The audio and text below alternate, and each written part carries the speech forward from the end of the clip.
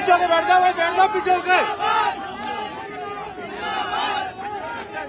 भागीरथ पीछे बैठा, उनको बैठो भाई, बैठो।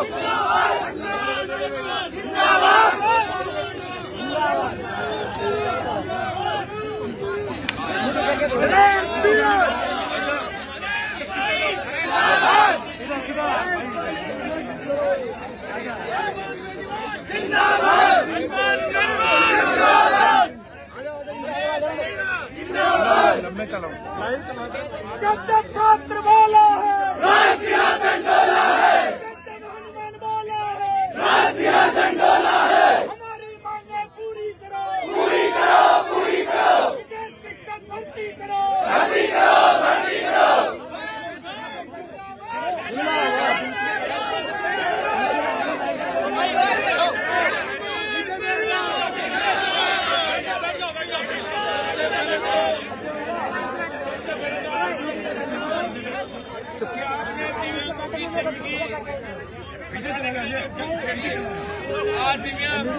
शिक्षा के नाम पर सरकार बात कर रही है, लेकिन विशेष शिक्षक लगाने की जो बात है, ये लोग सरकार के समय बजट के अंदर जो भर्ती निकाली थी उसके अंदर से भी 1200 पद अभी देख लो के खाली है।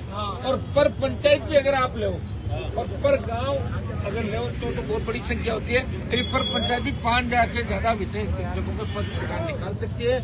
मैं आपको धन्यवाद दूंगा कि आप अपनी मांग के लिए डटे रहे, आपने आंदोलन की शुरुआत की। और देखिए, लोकतंत्र के अंदर लंबा लड़ना पड़ता है अपने हक और अधिकार के लिए। जब भजनलाल जैसी सरकार हो तो या तो आपको पता है कि रात कब होती है, दिन कब होता है, इसका पता ही नहीं चलता। भजनलाल सरकार के अंदर भाइयों बहुत बुरी स्थिति है। एसआई भर्ती को हमने रद्द कराया और डबल बेंच के अंदर सरकार चली गई। और सरकार ने उस वक्त कहा था, सरकार एक मंत्री जो किरोड़ीलाल जी उलझ गए थे मेरे से, और वो कह रहे थे कि आपने नहीं कराई, हमने कराई, ये किया वो किया। और भजनलाल का स्टेटमेंट कि डीबी के अंदर सरकार नहीं जाएगी। फिर भी सरकार ने डबल बेंच में ये कहा कि भर्ती को यथावत रखो।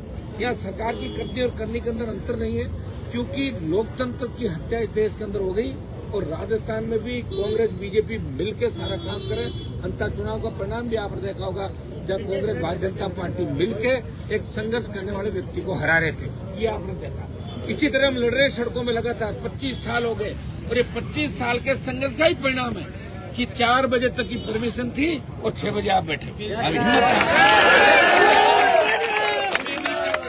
कानून हम हाथ में लें, लेकिन सरकार हमें मजबूर करेगी तो वो रास्ता भी अख्तियार करना पड़ेगा। लोकतंत्र के अंदर कानून रखवाली के लिए बना, कानून अगर हमारे लोगों को डराएगा तो उस समय एक नई क्रांति की आवश्यकता होगी। नई क्रांति राजस्थान की प्रतीक होगी। भाइयों, विश्वास दिलाता हूँ कि आज जो विशेष शिक्षक भर्ती का आपने मामला उठाया, मैं आपको धन्यवाद दूंगा।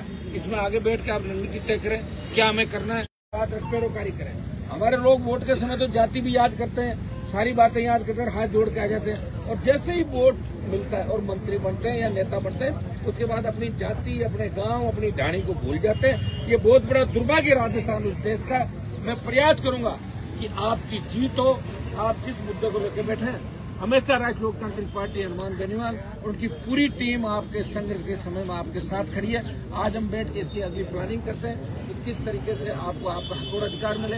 हमें और सड़कों पर आपके साथ लड़ना होगा।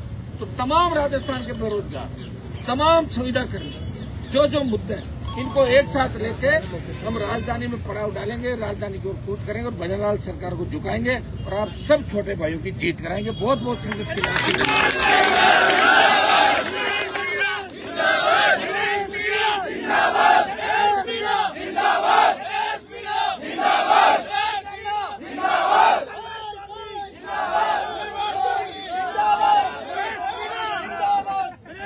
बहुत आगे तक जाएगा।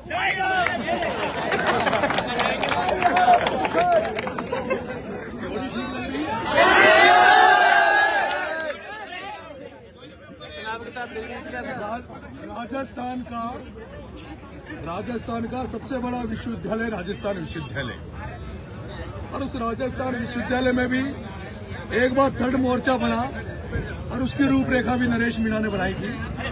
आज 20 महीने में 3 चुनाव लड़कर और तीसरा चुनाव हार कर इसलिए आया हूं क्योंकि कांग्रेस और बीजेपी ने मिलकर इसलिए नरेश मीणा को हरा दिया कि अगर नरेश मीणा विधानसभा में चला गया तो नरेश मीणा हनुमान जी की कमी विधानसभा में पूरी कर देगा। और आज शायद अगर नरेश मीणा विधायक होता तो आप लोगों को सड़कों पर नहीं डोलना पड़ता, आपके लिए नरेश मीणा कुर्सियां फेंकता हुआ नजर आता विधानसभा में।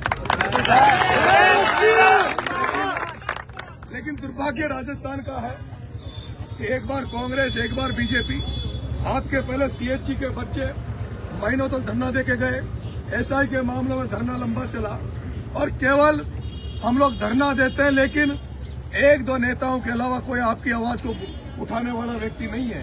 केवल हनुमान जी जब भी यहाँ पर लगता था, क्योंकि डॉक्टर साहब तो जब से बीजेपी में गए, जब से मंत्री बने हैं, डॉक्टर साहब बोल नहीं पा रहे। अभी भी भाई साहब से हमारी बात चल रही थी, हमने कहा कि भाई डॉक्टर साहब को अभी भी छोड़ देना चाहिए, समय है। और राजस्थान की जनता के लिए, राजस्थान के किसानों के लिए इन दोनों पार्टियों को हटाकर हमें एक नया फ्रंट बनाकर जनता के लिए लड़ना चाहिए। मेरे साथियों, भाई साहब ने आपको मार्गदर्शित किया, मैं आपको ये भरोसा दे रहा हूँ, तीसरा चुनाव हारने के बाद आदमी टूट जाता है, लेकिन नरेश मीणा तो चुनाव हारने के बाद ही जनता के बीच में आ गया और आपके लिए लड़ाई लड़ेंगे। मैं भाई साहब से अभी व्यू रचना हम लोग तैयार कर रहे थे कि राजस्थान में किस तरह से नई क्रांति पैदा हो, ताकि ऐसे नेता राजस्थान की राजनीति में निकल के आए। क्योंकि 200 बैठे हैं वहाँ पे विधानसभा में, कितने 200 बैठे हैं, लेकिन मुझे तो लगता है